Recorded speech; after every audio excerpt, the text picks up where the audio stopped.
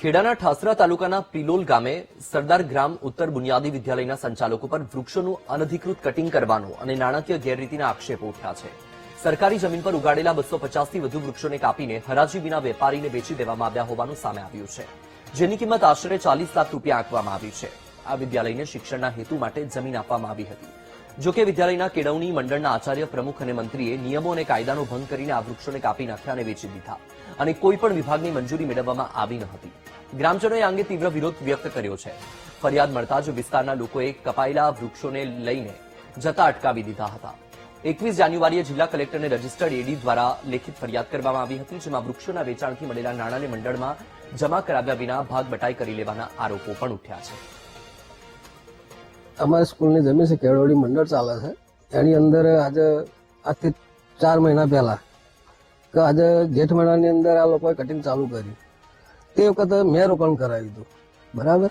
એ લોકો જોડે મેં આવી રીતે પરિપત્ર માંગ્યો હતો, કોઈ લિખિત હોય આ તે બધું, પણ એ લોકોએ કોઈ જવાબ આપ્યો નહીં। તે માલ હજુ પડી રહ્યો છે અને પછી 4 મહિના પછી આ ફરી ઉઠલો માર્યો છે, આ લોકોએ નવો માલ કાપ્યો, એટલે આ ભાઈ અટકાયું છે, એનો કોઈ પરિચય આવતો નહીં હજુ। તમને આમ ધ્યાનમાં છે મામલતદાર કે ફોરેસ્ટ વિભાગની આ લોકોએ પરમિશન લીધી હોય એવું લાગે? કશું જ નહીં હોય તો પછી હાલ જ ના અમને તો આગળ શું તમે કાર્યવાહી કરશો? કાર્યવાહી એટલે બધે જણાવી દીધું છે, હવે એની કોઈ કાર્યવાહી હજુ મળી નહીં। અમે સાહેબ છઠ્ઠા મહિનામાં કરીને 25 ની આજુબાજુ લોકોએ વિચાર કરેલું, એ તે ઘડે લગભગ 10 થી 15 ટેલો અને અત્યારે 15 ટેલો, એટલે ટોટલ લગભગ 20 ટોલ સપ્લાય થઈ ગયું છે અને અત્યારે લગભગ 5 ટેલોનો અહીંયા આગળ માલ પડી રહ્યો છે રોક્યા પછીનો। આ બાબતે તમે અરજી કરેલી છે? અમે અરજી કરી, મારા બાબા અરજી કરી છે, અમે બધે કલેક્ટરને અરજી કરી છે, પ્રાંતને કરી છે, મામલતદારને કરી છે, ટીડીઓને કરી છે, ફોરેસ્ટરને કરી છે અને પછી પીએસઆઈ ને બે નકલ આપી છે।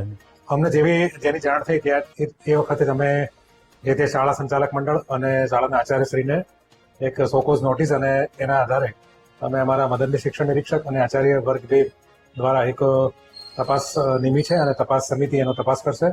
જે કોઈ પણ ઘટના ઘટી છે એ અમને જાણમાં છે, પણ અમારી કોઈ પ્રાયોર ઇન્ટિમેશન અમને હતી નહીં અને કોઈ અમારી મંજૂરી પણ લીધી નથી, પણ એ આમ તો વિષય ફોરેસ્ટ ડિપાર્ટમેન્ટનો છે। તેમ છતાં અમે અમારી કક્ષાએથી તપાસ કરાવી અને જે કોઈ રિપોર્ટ હશે એના આધારે જે કોઈની સામે પણ શિક્ષાત્મક કાર્યવાહી કરવાની થશે તો એ કરીશું। પિલોલની તમે જે વાત કરી, સરદાર ગ્રામ ઉત્તર બુનિયાદી હાઈસ્કૂલ, એ એમના દ્વારા અમારી પાસે કોઈ પરમિશન લેવામાં આવી નથી અને એણે ગેરકાયદેસર રીતે કોઈ ઝાડ કાપી નાખ્યા હોય એવી રજૂઆત પણ અમને મળેલ નથી। આપના દ્વારા આ બાબતની અમને જાણ થયેલ છે।